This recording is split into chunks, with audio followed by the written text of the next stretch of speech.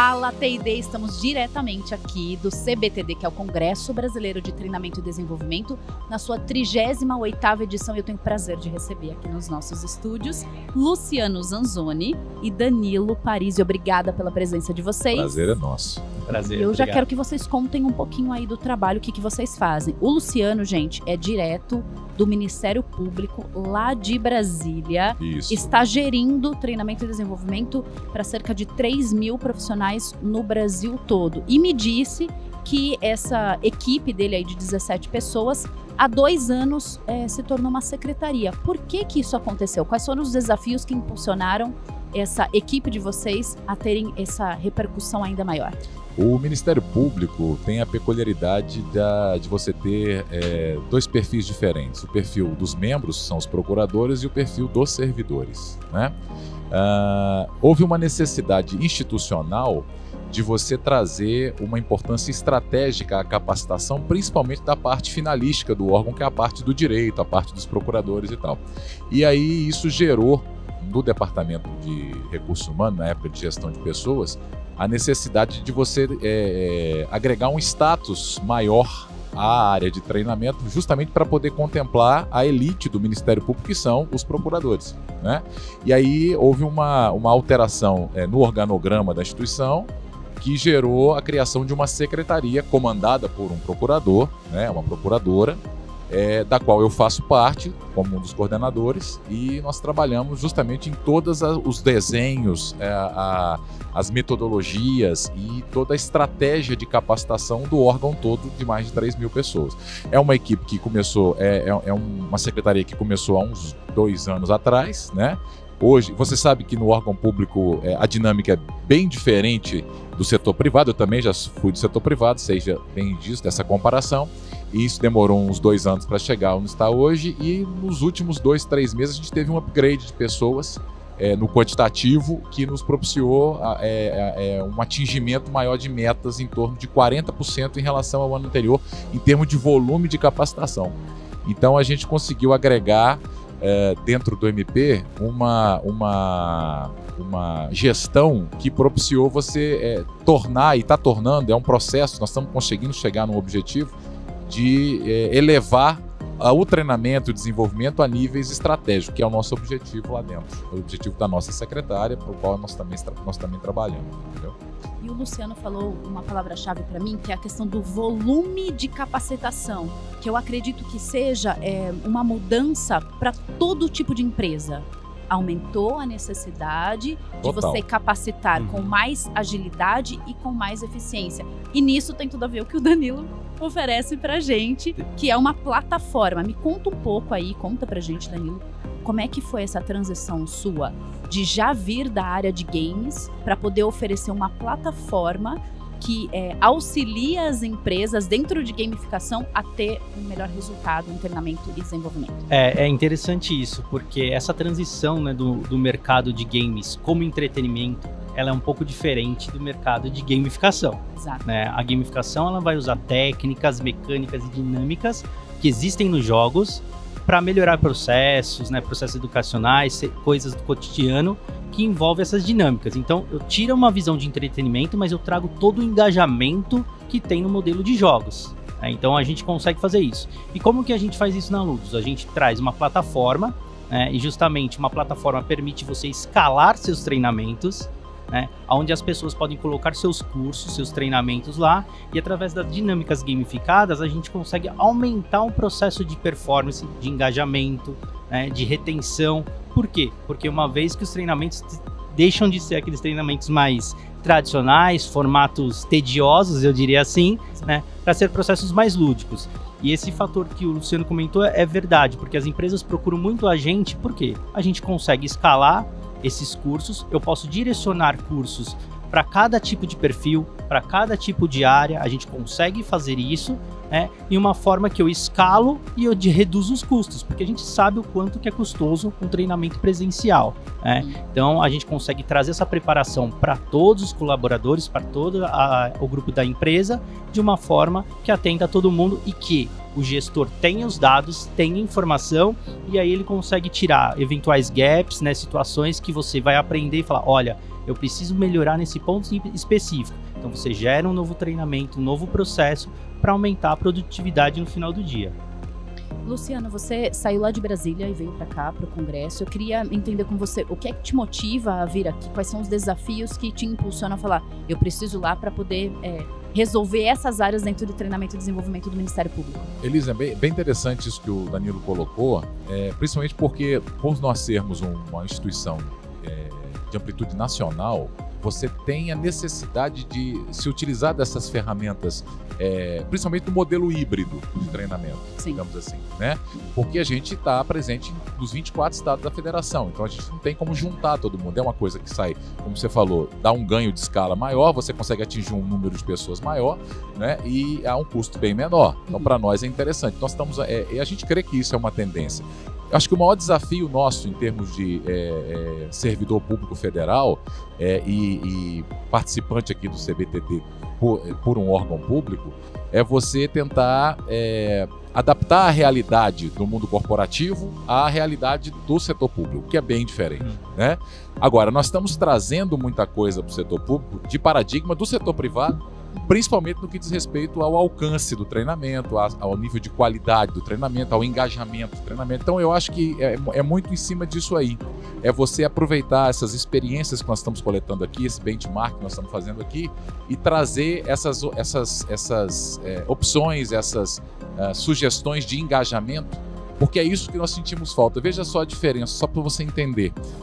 No setor privado, você já contrata uma pessoa com um hard skill adequado para aquele cargo. Nós no setor público não temos essa tanta discricionariedade para fazer isso. Às vezes a pessoa vem com um perfil completamente diverso, porque fez um concurso e entrou e passou.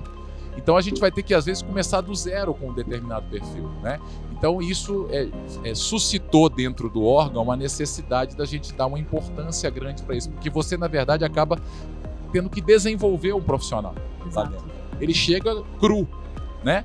E o treinamento entra justamente por isso que nós viemos para cá, para a gente poder pegar. Eu acredito que essa questão é até uma similaridade com o ambiente corporativo, porque eu acho que a gente está sentindo cada vez mais essa questão de o profissional chegar cru, porque embora ele passe muito mais anos sendo oferecido para ele uma questão educacional, de um diploma, de um currículo, ele parece que chega cada dia mais cru. Então, acho que e você imagina tá similar. Na nossa realidade. Imagina você. Né? Que o camarada, às vezes, é um nutricionista, mas faz um concurso para a área judiciária. Quer dizer, não tem nada a ver. Às vezes passa e entra, né? O perfil é muito diverso. E a gente tem que adequar isso, tem que canalizar isso, né? E até esse recrutamento e seleção, provavelmente, Luciano, vocês já devem estar pensando em como reorganizar isso para evitar esse tipo de Num primeiro situação. filtro, você procura alocar dentro dos perfis, né? Mas a gente sabe, às vezes, que a pessoa fez o curso ou fez uma faculdade há muitos anos atrás, e aí você tem que reciclar todo esse conhecimento, né? A gente procura, num primeiro momento, no filtro inicial, adequar nos perfis aproximados do que a pessoa fez. Mas, assim, não é completamente diferente a dinâmica do setor privado. Completamente diferente pelo fato do setor privado você já pensar um profissional que meio que se adequa ao que você está querendo em termos de perfil, né? Em termos de competências. É mais ou menos por aí. Mas eu acho que... Desculpa, você quer complementar? Só complementar. E que eu acho interessante isso, essa visão do setor público, porque isso também acontece um pouco dentro do setor privado. Que hoje, essa questão das mudanças de carreira, do shift de carreira... Então você também começa a olhar as empresas assim, poxa, a parte técnica a gente consegue resolver, né? A gente consegue dar treinamentos, a gente consegue isso. Mas dependendo da área que você vai trazer um novo perfil, né? Uma pessoa que possa complementar. Então eu acho que tem, claro, vocês têm uma acaba tendo uma similaridade. Acaba tendo, mas eu acho que isso a gente começa a ver muito dentro das empresas, né? De você trazer não só com aquele perfil que é só um olhar técnico, né? Mas o perfil comportamental, né? Como que aquela pessoa pensa. Às vezes eu trago uma pessoa de uma área de psicologia para uma área de treinamento. Poxa, isso tem a ver, porque ela vai entender o comportamento das pessoas. Então, isso também começa a acontecer. Claro, a parte técnica ainda é super importante, mas a gente tem que olhar também esse perfil, né, comportamental das pessoas. Tem um número do Fórum Econômico Mundial que diz que assim, a nossa geração, aí 40, 40 a mais, essa faixa etária troca em média 2 vezes de carreira ao longo do seu período de trabalho. As novas gerações agora, eles vão trocar 14 vezes de carreira. Não há um apego, não é 14 vezes de emprego. Então, como é que essas pessoas vão chegar toda hora, vão chegar cruas? E ontem, no episódio de ontem, aqui, eu falava muito disso, assim, dessa questão de não quererem trabalhar com estagiário, porque o estagiário vem cru, mas hoje todo mundo vem cru. Então, somos todos estagiários. Assumir essa posição de que a gente está sempre em aprendizado, até porque as habilidades que estão sendo necessárias hoje no mercado, elas são diferentes do que há 5 anos, de coisa muito próxima. E até nisso, Danilo, eu queria que você complementasse para a gente. É muito difícil para a área de treinamento comprovar um investimento que está sendo colocado para mostrar que teve o retorno, a questão dos KPIs. E eu acredito que dentro de uma plataforma fique mais fácil de comprovar isso para que o treinamento depois possa dizer, olha, realmente esse retorno de investimento aconteceu aqui porque a gente comprova por meio da plataforma. Comenta isso pra gente, por favor. Tem uma questão que a plataforma ela vai ajudar, né, para você ter todos esses dados, todas essas informações. Primeiro, você traça seus objetivos. Acho que o ponto de partida é qual é o meu objetivo final. Ter ciência do objetivo final que você quer chegar. Em cima disso, você vai construir seu treinamento, seu processo de aprendizagem, e a partir daí você vai coletar as informações. Mas tem uma coisa interessante que eu acho que é a importância que tem de saber que não vai ser da noite para o dia. Isso é fundamental. Porque o processo de treinamento, aprendizagem, a gente não sai aprendendo da noite para o dia na escola, na universidade, na pós-graduação, seja o que for. Então, tem que ter essa visão também, né, da alta liderança, de quem conduz esses processos, entender que é um processo gradativo. Né? Então, eu quero resolver isso aqui em um mês? Não vai. Né? Você vai ter que colocar os processos e aplicar isso dentro, né, do seu cenário. Uma vez feito isso, você consegue atrelar o processo do que você está desenvolvendo, né, com as métricas do que você foi recebendo em termos de aprendizagem. E a gente tem um fator dentro da gamificação que é interessante, que é até colocar aqui, que a gente, por exemplo, eu posso gerar missões. Né? Então, se eu quero que minha equipe de vendas, por exemplo, né, eu coloco um treinamento novo e atrelo as metas, né, do resultado de metas. A gente pode gerar uma missão que ele tem como comprovar isso. Então, uma vez que eu tenho esse input dentro do meu sistema, né, dos resultados, a gente começa a avaliar. Olha, o treinamento aqui foi feito nesse período, realmente a gente conseguiu ter incremental ou não? Olha, mesmo aqui ainda existe uma defasagem, sei lá, em rapport, em alguma coisa desse tipo, e a gente precisa melhorar. Então você vai fazendo o acompanhamento dessas duas coisas para chegar, né, no KPI e melhorar realmente a produtividade. A gente tem índices que a gente sai nos treinamentos de 20%, 30% aí de progressão para 80%. Né? Por quê? Porque a gente tem como comprovar e melhorar os processos dentro desse cenário. E isso já é muita velocidade, né, Daniel? É muita velocidade. Mas talvez não seja a velocidade que a gente está tratando com a expectativa. Então a gente precisa desse alinhamento de expectativas. Todas essas plataformas, todas essas tecnologias, esse próprio congresso faz com que a gente seja mais veloz na entrega desse desenvolvimento de pessoal, mas talvez não tanto quanto a expectativa. Então talvez a gente precisa readequar um pouco isso. E até quero saber dos insights de vocês, desses dias de congresso. O que já deu para ver nos corredores, conversar com as pessoas, que já é possível de levar para implementar no dia a dia? Olha, eu quero só pegar um gancho do que o Danilo falou, principalmente em relação à realidade, só para a gente fechar o tópico anterior, Elis. A realidade nossa dentro da administração pública, você veja, a gente não tem aquela premência por resultado que tem no setor privado. Mas não é por isso que a gente deixa de acompanhar as coisas. Então nós temos KPIs, nós também buscamos isso, tá? Nós fazemos análise de retorno, de investimento, porque é um recurso público que está sendo aplicado e dentro desse viés mais gerencial a gente trabalha nisso também. Mas o que a gente pode perceber, nossa equipe que está aqui visitando os stands e tal, é uma perspectiva de você amadurecer enquanto líder dentro do órgão, uma perspectiva de você gerar dentro dos colaboradores e estratégias de você gerar dentro dos colaboradores um engajamento cada vez maior, tá? Nos treinamentos, porque nós temos um problema de engajamento sério lá. Até porque o camarada é servidor, é concursado. Então, se ele fizer bem, se ele não fizer também, não tem diferença. Quer dizer, então, assim, a gente tem que motivar o camarada a entrar mesmo. Então, esse processo que você colocou da gamificação é para nós uma alternativa, enquanto cliente, digamos assim, fundamental. Inteligência artificial, esse modelo híbrido que está sendo usado agora para a gente, pela amplitude do órgão que nós fazemos parte, é fundamental. A gente está buscando essas estratégias de alcance, né? E eu tenho encontrado isso aqui nos stands, assim, soluções que a gente tem visto aqui que nos ajudariam bastante, principalmente no que diz respeito à customização dos treinamentos.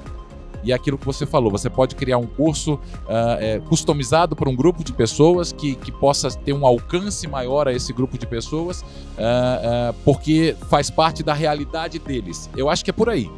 Né? Aquele treinamento padrão para todo mundo acabou. A gente vai customizar a coisa. Então isso para nós, que vínhamos de treinamentos pouco customizados, bem padronizados, está mudando o paradigma para nós. Então um evento como esse quebra muitos paradigmas para nós da área pública. Assim. Muito bem. E você, Danilo, aí que está na área de plataforma, oferecendo para as pessoas essa possibilidade de sair da caixa. O que vocês conseguem ter de insight de um evento como esse? Uma coisa que a gente já identificou essa questão do híbrido que o Luciano comentou é super importante. E eu falo, não adianta você achar que o digital vai salvar tudo. Não. Tem a questão também do presencial, a importância do olho no olho, do contato, né? Ações também que você vai fazer ali presenciais, isso é super importante. E tem essa visão do cliente que tem que também tomar um pouco de cuidado, que é essa questão de a tecnologia vai salvar tudo. Então, eu sempre digo, a tecnologia, a gamificação, a inteligência artificial, ela é um meio. Ela é um meio que vai te ajudar em muitas coisas, vai solucionar muitas coisas. Mas tem que ter uma gestão, né? Tem que ter esse olhar das pessoas, né? O olhar do colaborador, o olhar do processo de treinamento, como eu vou aplicar isso, para que você realmente tenha os resultados positivos. Não adianta a gente querer sair só colocando a tecnologia ali no meio, que ela resolva tudo, porque não vai resolver. A gente acha que tem essa importância da gente ter esse processo, que é o que você comentou. Eu vou gerar um conteúdo específico, um olhar específico para aquele público, endereçar o treinamento que é o mais objetivo para o meu negócio, para o meu processo. Então, esse olhar a gente viu muito disso. E claro, a tendência da questão da escala está sendo super importante, até porque cada vez mais tem esse modelo híbrido também de trabalho. Então fica mais difícil de você ter as pessoas e as empresas estão crescendo. Aqui a gente tem grandes corporações, grandes empresas também, espalhadas não só pelo Brasil, mas pelo mundo. Então tem essa possibilidade e oportunidade de você ajudar essas empresas a escalar seus negócios. Eu vejo que é um caminho sem volta para velocidade, então o Ministério Público querendo ser um pouco mais ágil. Sim. E as empresas entendendo que não adianta a gente colocar uma velocidade que ninguém vai acompanhar, até por questões de saúde mental. Segundo ponto, personalização escalável. Eu preciso que seja encomendado, sob medida, mas eu não posso fazer um treinamento para cada pessoa toda semana. Eu tenho que fazer isso escalar, porque não tem custo que chegue para poder fechar essa conta. E eu preciso dizer para vocês que o nosso tempo já estourou. Eu falei que era rápido e eu falei que a gente ia sair daqui próximos, amigos, entendendo que a gente, se ajudando, pode desenvolver e treinar melhores profissionais. Luciano, Danilo, muito obrigada. Nós que agradecemos. A gente compartilha com vocês depois. Esse contato no olho é sensacional e possibilitado pela tecnologia. Verdade. Que não resolve, né? Que não é a salvadora, mas que nos faz poder esticar mais os braços para abraçar mais pessoas. Sem dúvida. Então, muito obrigada mais uma vez. E para você que está aí acompanhando direto a gente do canal Fala TID, curte, compartilha, ativa aí o sininho para receber as notificações. E a gente volta daqui a pouco com mais entrevistados direto aqui do CBTD. Até já!